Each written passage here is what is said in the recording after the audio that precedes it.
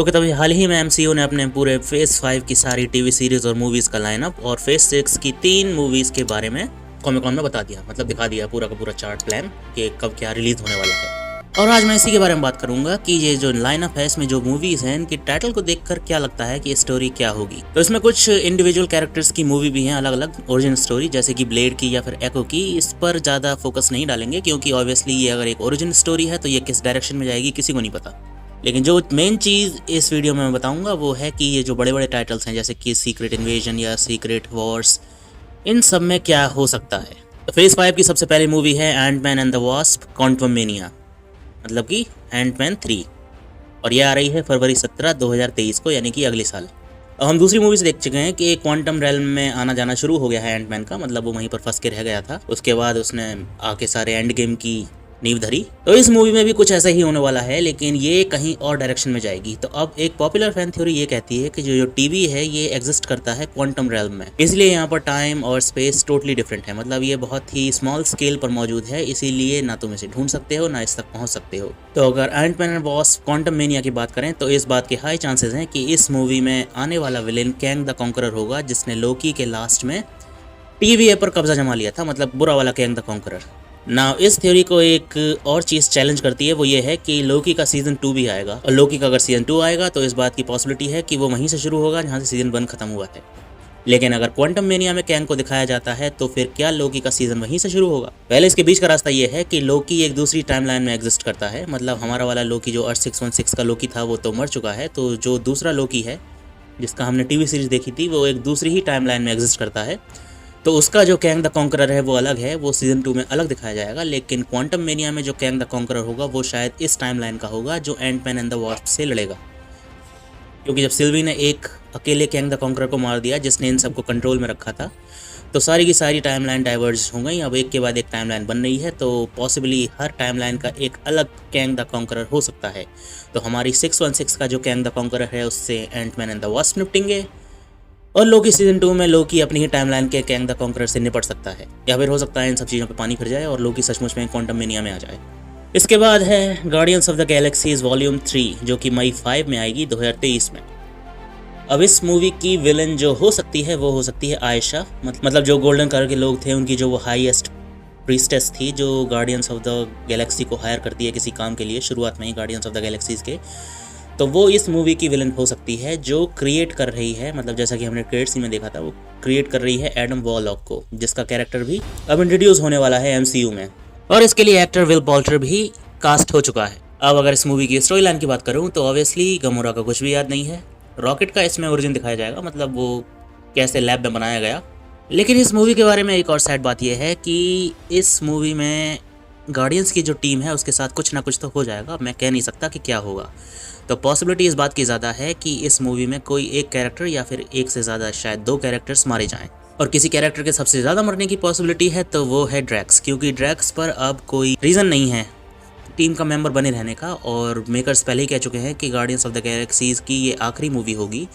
और आखिरी मैं इस सेंस में नहीं कह रहा कि आखिरी मूवी होगी, आखिरी मूवी से मेरा मतलब है कि टीम को इस मूवी में कुछ ना कुछ होने वाला है, वो इस चीज़ को पहले ही टीज कर चुके हैं। नाउ एक पॉपुलर फैन थ्योरी ये है कि गार्डियंस ऑफ द गैलेक्सीज के ये 2 पार्ट आ चुके हैं जो पहले, वॉल्यूम 1 और वॉल्यूम 2। इनके जो ये टाइटल्स हैं, मतलब जो नाम के टाइटल्स हैं, ये पोस्टर्स, इसी में क्लू छुपा होता है हमेशा कि इस मूवी में कौन मरने वाला है।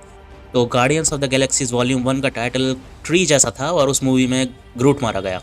Guardians of the galaxies volume 2 का टाइटल ब्लू कलर का था और उसमें यॉन्डू मारा गया, जिसका कलर भी ब्लू है। अब गार्डियंस ऑफ द गैलेक्सीज 3 का जो ये तुम टाइटल देखो, जो कि कॉमिक कॉन में दिखाया गया है, तो ये बाहर की तरफ से पूरा येलो है और अंदर से हल्का सा ग्रे है। तो अगर फैन थ्योरी के हिसाब से चले कि टाइटल के अंदर ही मरने वाले का क्लू छुपा होता है, तो हो सकता है इस मूवी में जो इस मूवी का विलेन होने वाला है शायद, यानी कि एडम वॉरलॉक, जो कि कॉमिक्स में पूरा येलो कलर का है, वो मारा जाए, और अंदर से ये हल्का ग्रेइश सा है। तो हो सकता है कि ड्रैक्स भी मारा जाए, क्योंकि उसकी स्किन का कलर भी हल्का ग्रेइश और ग्रीन कलर का सा है। लेकिन क्योंकि ये सिर्फ एक फैन थ्योरी है तो इस पर पूरी तरीके से जा भी नहीं सकते, हो सकता है इन दोनों के अलावा कोई तीसरा ही मारा जाए या फिर कोई मारा ही ना जाए। इसके बाद है सीक्रेट इन्वेजन, जो कि एक टीवी मिनी सीरीज़ है, मतलब ये डिज्नी प्लस पर आएगी, और ये जो है ये कॉमिक्सों की तरह से उठाई जाए तो फिर इसकी स्टोरी लाइन ये होगी कि ये जो हरे रंग के शेप शिफ्टर्स दिखाए हैं एमसीयू में, स्क्रल्स, जो कि तुमने फार फ्रॉम होम में भी देखा होगा कि वो फ्यूरी का रूप लेकर पूरे में घूम रहा था, तो ये जो स्क्रल्स हैं ये किस तरीके से पृथ्वी पर बहुत ही टाइम से ज़्यादा मौजूद हैं और बड़े बड़े ऑफिशियल्स और कई सुपर हीरो बन के घूम रहे हैं, मतलब शेप शिफ्ट करके घूम रहे हैं। ये चीज़ कॉमिक्सों में दिखाई गई थी, लेकिन इसको पूरी तरीके से एमसीयू में नहीं दिखाया जा सकता क्योंकि एमसीयू में स्क्रल्स बुरे नहीं दिखाए गए अभी तक। तो क्या ये टीवी सीरीज स्क्रल्स को एज अ विलन दिखाएगी या फिर कुछ और ही दिखाएगी, इस बारे में कुछ अभी पता नहीं है। इस टीवी सीरीज में डेफिनेटली निक फ्यूरी तो आएगा ही आएगा और स्क्रल्स भी आएंगे, लेकिन इनको किस तरीके से एस्टैब्लिश किया जाता है, कॉमिक्सों की तरह एस्टैब्लिश करने के लिए इन्हें विलन बनाना पड़ेगा क्योंकि वही सीक्रेट इन्वेजन था। और अगर एमसीयू के हिसाब से जाओ तो फिर ये तो विलन्स हैं ही नहीं, तो फिर कुछ और ही दिखाना पड़ेगा। ओके देन, तो नेक्स्ट है एको, जो कि समर 2023 में आएगा, मतलब गर्मियों में अगली साल। तो एको को तुम पहले ही देख चुके हो हॉकाई में, तो केट बिशप के और हॉकाई के पीछे पड़ी हुई थी, वही है एको। अब उसे किस तरीके से इसमें एक सुपर हीरो बनाया जाएगा इस टीवी सीरीज़ में, या फिर ये नाम डिस्ट्रैक्टिंग है या कुछ और ही दिखाया जाएगा, इसके बारे में अभी पता नहीं। अब ऑब्वियसली क्योंकि ये सुपर हीरो ओरिजिन स्टोरी है तो फिर एको को किस तरीके से दिखाते हैं ये तो देख के ही पता चलेगा। इसके बाद है द मार्वल्स, जो 28 जुलाई 2023 को आएगी और ये एक मूवी है, टीवी सीरीज नहीं है। तो जैसा कि नाम अप्लाई करता है मार्वल्स, इसमें जितने भी कैरेक्टर हैं उसका मार्वल नाम से कोई ना कोई कनेक्शन है, जैसे कि कैरल डैनवर्स जो कि कैप्टन मार्वल कहलाती है, कमला खान जो कि मिस मार्वल है, मोनिका रैम्बो जिसके कई सारे नाम हैं, कभी कभी उसे कैप्टन मार्वल का सक्सेसर दिखाया गया है, कभी फोटोन, कभी कुछ, तो ये भी ऑब्वियसली इस मूवी में है। और इसके अलावा है पार्क सियो जून जो एक कोरियन एक्टर है और ये शायद इस मूवी में मार्वल बॉय का कैरेक्टर निभाएगा। और इस मूवी में निक फ्यूरी भी है। अब इस मूवी की स्टोरी क्या होगी इसके बारे में अभी कोई भी जानकारी नहीं है, लेकिन इतने सारे मार्वल्स हैं तो ये अंदाज़ा लगाना भी मुश्किल नहीं है कि स्टोरी धांसू ही होगी। और क्योंकि इसमें कैप्टन मार्वल है, निक फ्यूरी है, तो इस बात के चांसेस भी बढ़ जाते हैं कि स्टोरी कहीं और सेट हो, यानी कि पृथ्वी पर ना सेट हो, कहीं और किसी और प्लेनेट पर या फिर गैलेक्सी में ही सेट हो। इसके बाद है लोकी सीजन 2 जो कि गर्मियों में आएगा 2023। अब लोकी सीजन 2 जो आएगा इसकी क्या स्टोरी हो सकती है, तो जैसे सीजन 1 खत्म हुआ था अगर उस हिसाब से जज करें तो इसकी स्टोरी वापस से वहीं से शुरू होगी, यानी कि टीवी से। अब टीवी पे कंट्रोल है एक दूसरे कैंग द कॉन्करर का, जो लगता नहीं कि पुराने वाले जितना ठीक ठाक होगा या अच्छा होगा, क्योंकि सिल्वी ने पुराने वाले को मार दिया तो अब कई सारी टाइमलाइन क्रिएट हो गई हैं, तो पॉसिबली हर टाइमलाइन में एक अलग कैंग द कॉन्करर हो सकता है। क्वांटम मेनिया में अलग कैंग दिखाएं और एंटमैन एंड द वास्प में अलग कैंग दिखाएं, क्योंकि दोनों टाइमलाइन अलग अलग हैं। इस वाले कैंग को यानी लोकी सीजन 2 वाले कैंग को लोकी रोके और उस वाले कैंग को यानी अर्थ 616 वाले कैंग को एंटमैन और वास्प रोकें, या फिर हो सकता है इन सारी स्पेकुलेशन पर पानी फिर जाए और ये सब की तरफ धरी रह जाए, कुछ ऐसा हो जाए जो हमने सोचा ही नहीं है। इसके बाद है ब्लेड जो नवंबर 3 2023 में आएगा। अब ब्लेड एक फ्रेश स्टार्ट है एमसीयू में, क्योंकि हम अब तक जादू देख चुके हैं, हम अब तक साइंस देख चुके हैं, बहुत सारी वैकी चीज़ें देख चुके हैं, लेकिन अब एमसीयू में आने वाले हैं वैम्पायर्स, बस इसी कमी रह गई थी। तो ये मूवी ब्लेड की ओरिजिन स्टोरी होनी चाहिए, लेकिन एमसीयू से किस डायरेक्शन में जाएगा ये तो मैं कह नहीं सकता, लेकिन अगर ऐसे जज करते हैं ओरिजिन स्टोरी के बेस पे तो हाँ, जो हमारा मेन कैरेक्टर है वो है ब्लेड, जो कि एक आधा वैम्पायर और आधा ह्यूमन है, और वो वैम्पायर हंटर है और टेक्निकली वो हर सुपरनेचुरल क्रीचर को मार सकता है, लेकिन यूजुअली वो वैम्पायर हंटर के नाम से जाना जाता है, और उसका मेन जो विलन है वो है ड्रैकुला। इस मूवी में जो एक्टर ब्लेड प्ले करने वाला है वो ये है महेशाल अली, जो कि एक फाइन एक्टर हैं, और ये कोई पहली एडेप्टेशन नहीं है ब्लेड की, इससे पहले भी ब्लेड की एक ट्रिलॉजी आ चुकी है जो कि कहीं से भी देख के लगा नहीं था कि एमसीयू की है, लेकिन वो एक काफ़ी अच्छी मूवीज़ थी। तो क्योंकि ये ब्लेड की ओरिजिनल स्टोरी होने वाली है, एटलीस्ट होनी तो चाहिए, तो फिर इसके बारे में कोई भी स्पेकुलेशन नहीं लगा सकते, क्योंकि मार्वल यानी कि एमसीयू इसे किस डायरेक्शन में ले जाएगा इसकी कोई गारंटी नहीं है। इसे कॉमिक एक्यूरेट बनाएगा या फिर टोटली डिफरेंट कर देगा, मतलब मार्वल की आदत है ऐसा करने की, वरना मिस मार्वल म्यूटेंट नहीं होती, इनह्यूमन होती। इसके बाद है आयरन हार्ट जो 2023 में फॉल में आएगी, मतलब पतझड़ के टाइम में।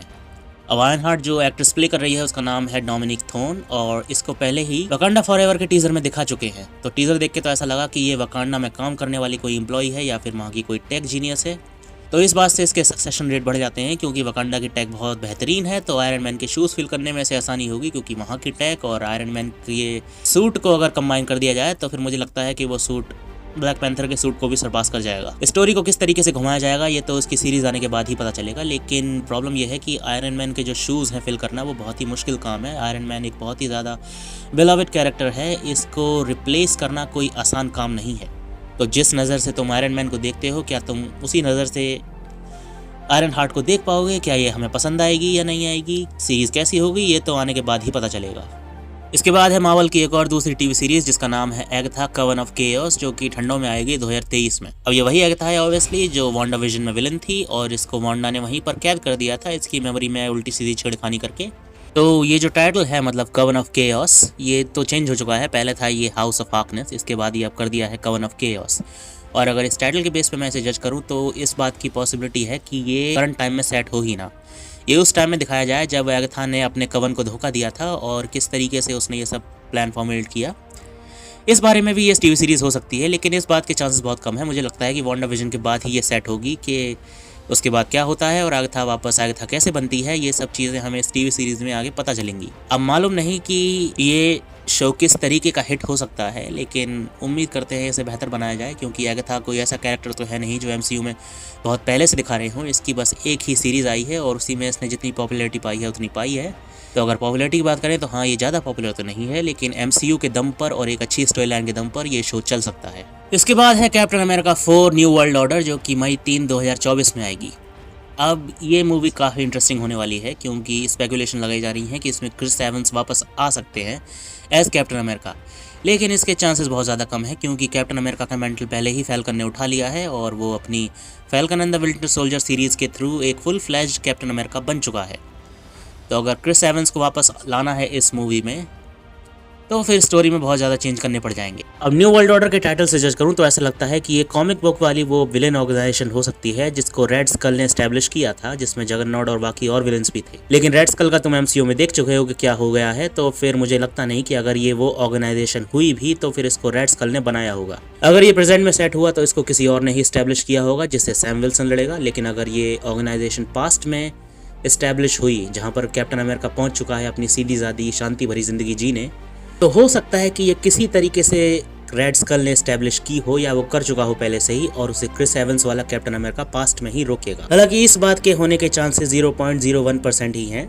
पूरे चांसेस इसी बात के हैं कि आने वाली कैप्टन अमेरिका 4 यानी कि captain America new world order में सैम विल्सन ही कैप्टन अमेरिका है और उसी की ये कहानी है, और शायद विलन ऑर्गेनाइजेशन यानी कि न्यू वर्ल्ड ऑर्डर किसी और ने ही एस्टैब्लिश की है, जिसको रोकने का काम भी अब नए कैप्टन अमेरिका का है, यानी नई विलन ऑर्गेनाइजेशन और नया वाला कैप्टन अमेरिका। और इसके बाद स्प्रिंग में आएगा डेयरडेविल बॉर्न अगेन।